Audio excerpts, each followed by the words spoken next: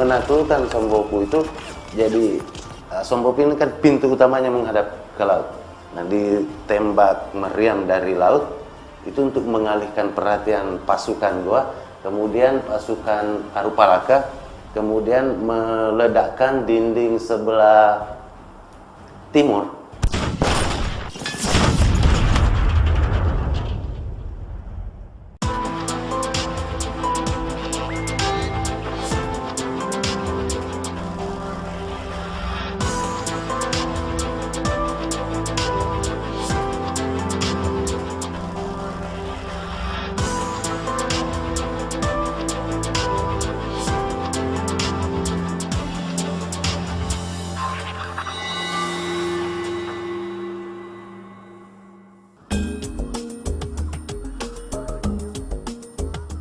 Kota Makassar sejak abad ke-14 sudah tercatat dalam Kitab Negara Kertagama karya Empu Prapanca sebagai daerah taklukan Majapahit.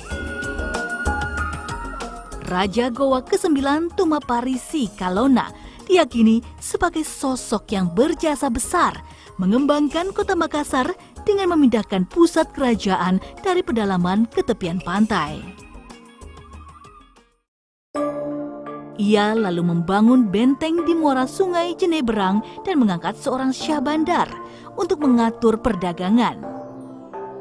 Pada abad ke-16, Makassar tumbuh menjadi pusat perdagangan rempah-rempah di Indonesia Timur, sekaligus menjadi kota terbesar di Asia Tenggara.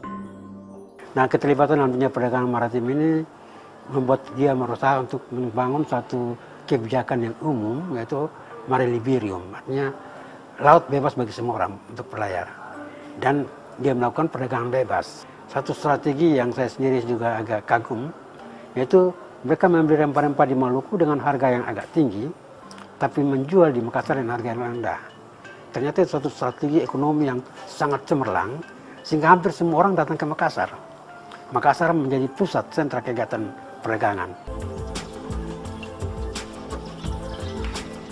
Usai menikmati sup konro yang kaya rempah, perjalanan saya berlanjut menuju puncak Bukit Tamalate, Katangka, Kecamatan Sumba Opu, Kabupaten Goa.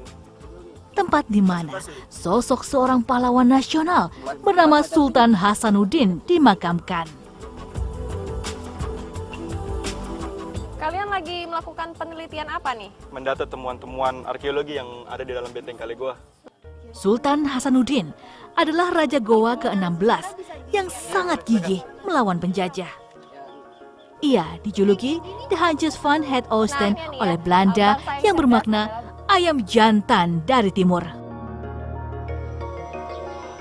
Bentuk makam yang berada di kawasan pemakaman Sultan Hasanuddin bergaya arsitektur unik. Nampak berbeda dengan yang biasa kita lihat.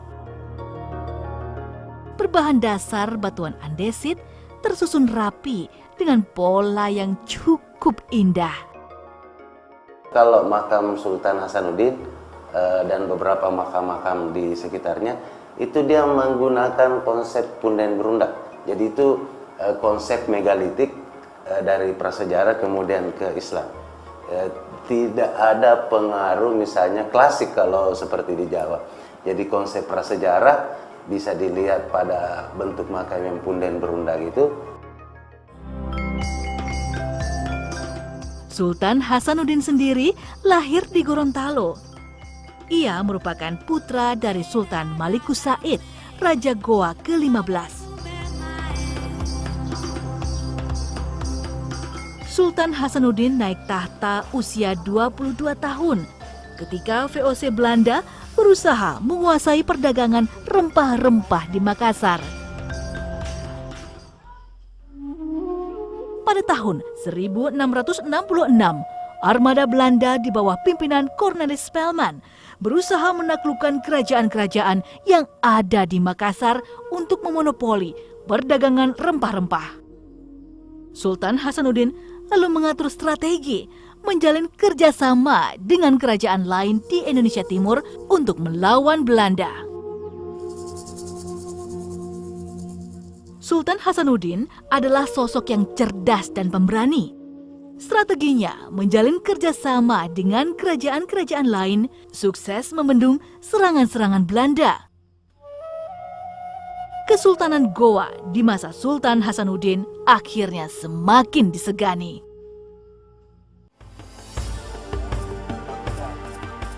Nah, masih di kawasan pemakaman Raja-Raja Goa, terdapat pula batu Tomanurung atau batu palantikan yang disakralkan.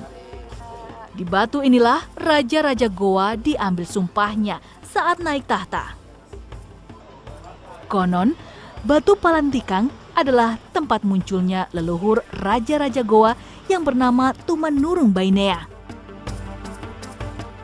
Seorang perempuan yang turun dari langit dan menjadi Raja Goa yang pertama setelah masa kerajaan Goa Purba. Jadi ini merupakan batu pelantikan. Betul. Ya Bapak, sebelumnya terdahulu itu prosedur pelantikannya itu seperti apa di sini? Jadi prosedur penobatannya itu, jadi seorang raja berdiri di tengah. Oh, yang raja Ya, jadi sebelah timur dan barat itu adalah pendamping dari raja. Oke. Batu Palatikang adalah batuan alami. Batu andesit menjadi pusat yang sampai sekarang masih dikeramatkan karena diyakini berasal dari kayangan atau langit. Itu hanya sebagai simbol tempat melantik atau misalnya dia harus duduk di batu itu untuk dilantik sebagai raja. Memang kelihatannya seperti batu biasa saja, batu alami gitu. Tapi itu kan adalah simbol sebenarnya. Kesultanan Goa yang pernah berjaya menguasai perdagangan rempah-rempah di Indonesia Timur didukung dengan infrastruktur benteng yang sangat kokoh yang disebut Sumba Opu. Benteng ini dibangun oleh Sultan Goa ke-9 pada tahun 1545 sebagai pusat perdagangan dan pertahanan dari serangan musuh. Ya Pak, kita mau nanya nih, bagaimana awal mulanya ditemukan benteng Sumba Opu ini Pak? Pada tahun 1985 sampai 90 itu dieskavasi, artinya digali kembali, maka ditemukanlah gundukan-gundukan seperti batu merah ini, yaitu sisa-sisa benteng yang ada. Kalau proses ekskavasinya sendiri ini seperti apa? Jadi disesuaikan dengan gambarnya dari Museum Den Haag Belanda. Naskahnya kan di sana dicocokkan, oh modelnya begini, segi 4, luasnya 12 hektare, cukup luas.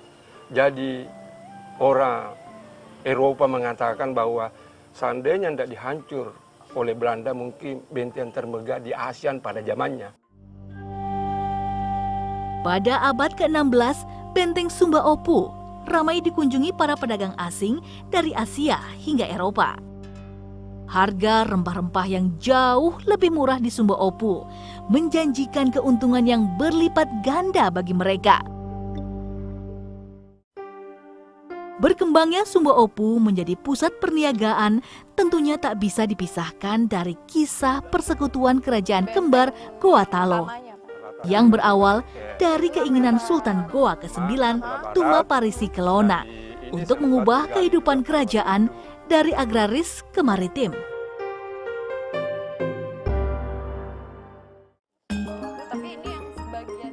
Sebelum wilayah kerajaan Goa dipindahkan ke kawasan pesisir, daerah yang disebut Makassar sangatlah kecil.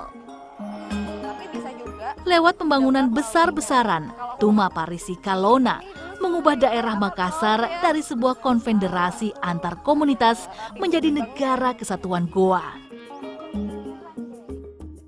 Kelona jugalah yang mengatur penyatuan Goa Talo setelah Talo ditaklukkan. Tapi dalam perkembangan misalnya persekutuan Goa Talo itu ada kesepakatan yang menarik.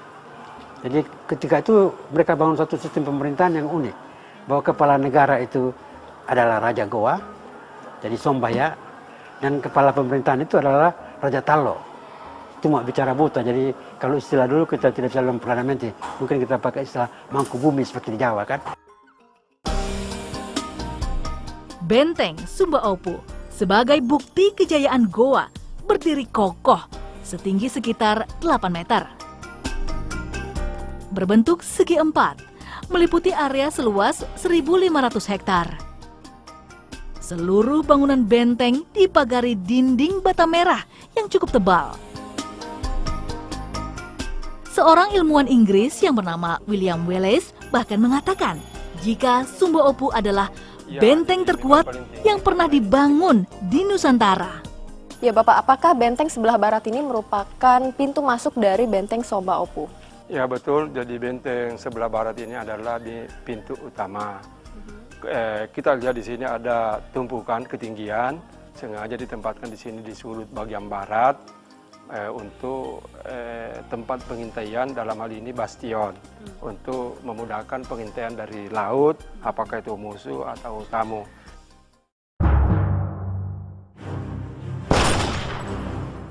Benteng Sumba Opu yang juga sebagai pusat perdagangan rempah dilengkapi dengan meriam-meriam besar untuk menyerang musuh yang datang. Pantas saja, benteng Sumba Opu ini menjadi pertahanan yang sulit ditaklukkan musuh. Luar biasa. Benteng Sumba Opu itu pada dasarnya adalah sebuah kota.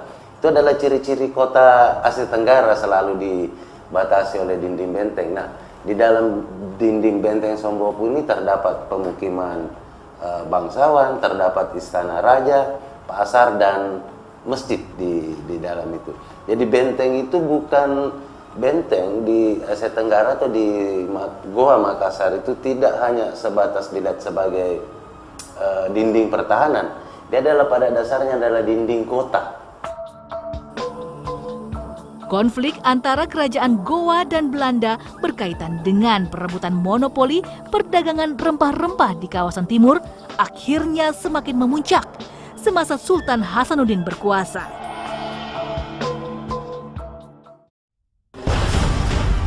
Belanda terus-menerus melakukan penyerangan untuk menembus pertahanan benteng Sumba Opu.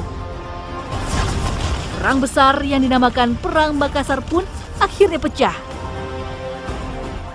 Pada 12 Juni 1669, benteng Sumba Opu sebagai pertahanan terakhir Kesultanan Goa berhasil ditembus Belanda dan dihancurkan dengan bantuan Arupalaka, seorang bangsawan Bone.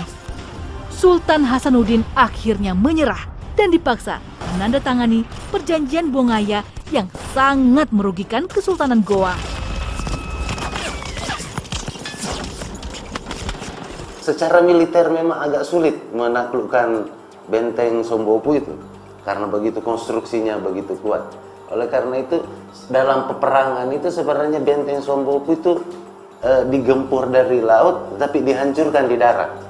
Untuk menaklukkan Sumba Opu itu, jadi Sumba Opu ini kan pintu utamanya menghadap ke laut.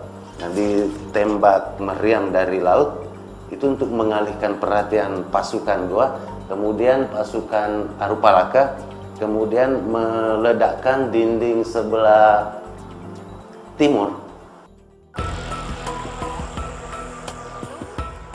Kekalahan Kesultanan Goa oleh Belanda menyebabkan benteng-benteng pertahanan kota Makassar dihancurkan. Kecuali benteng Ujung Pandang atau Fort Rotterdam yang dimanfaatkan Belanda sebagai kantor perwakilan VOC. Belanda akhirnya berhasil menguasai perdagangan rempah-rempah di Indonesia Timur.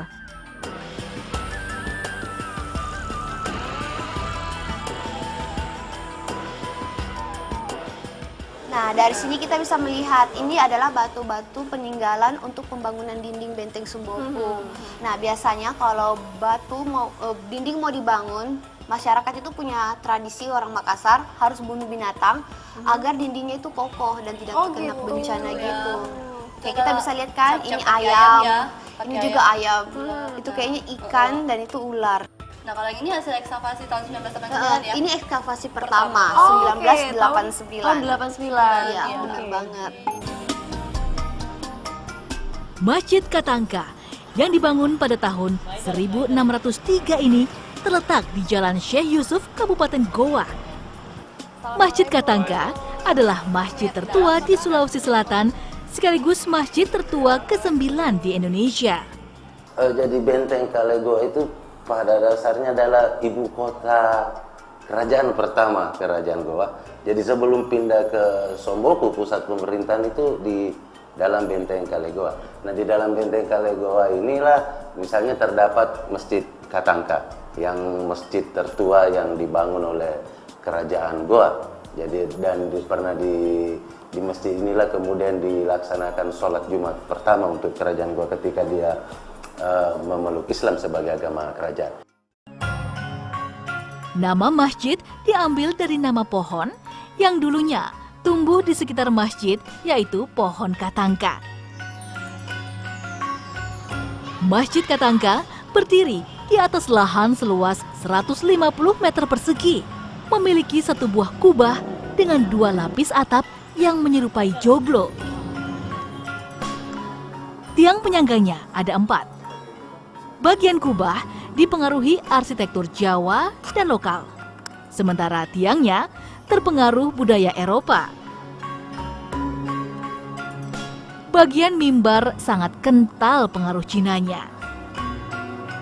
Terlihat pada atap mimbar yang mirip bentuk atap kelenteng. Ini mimbarnya ya Pak ya. Nah Bapak, kalau kita lihat di mimbar ini ada 2 buah tombak. Nah apakah tombak ini sudah ada sejak dahulu? Tombak ini dahulunya tidak dipasang seperti ini, tapi dipegang oleh 2 orang prajurit di samping kiri kanan mimbar. Jadi gunanya untuk apa? Jadi dahulu itu apabila sholat Jumat, maka tombak ini dipegang oleh 2 orang prajurit. Gunanya untuk menghalau jemaah yang berkeyakinan keliru. Dan apabila khutbah sudah mau berakhir, mereka berlomba menggigit ujung daripada daun lontar tersebut atau konsep tersebut. Karena konsep ini biasanya panjang ke bawah, mereka berdiri dan menggigit ujung daun lontar tersebut. Mereka ini meyakini bahwa apabila kita menggigit ujung daun lontar tersebut, maka tidak ada ujung senjata tajam yang bisa menembus kulitnya.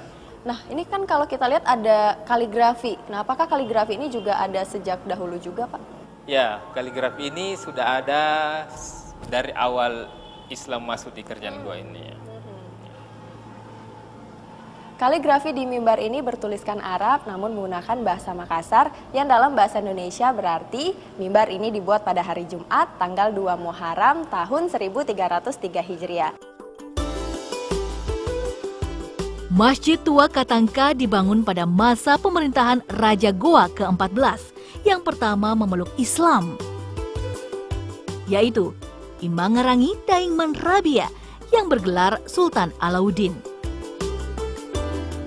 Berkat jasa-jasanya lah Islam menyebar luas ke seluruh Sulawesi Selatan dengan bantuan 3 orang ulama asal Minangkabau, yaitu Dato' Ribandang, Dato' Patimang, dan Dato' Ritiro.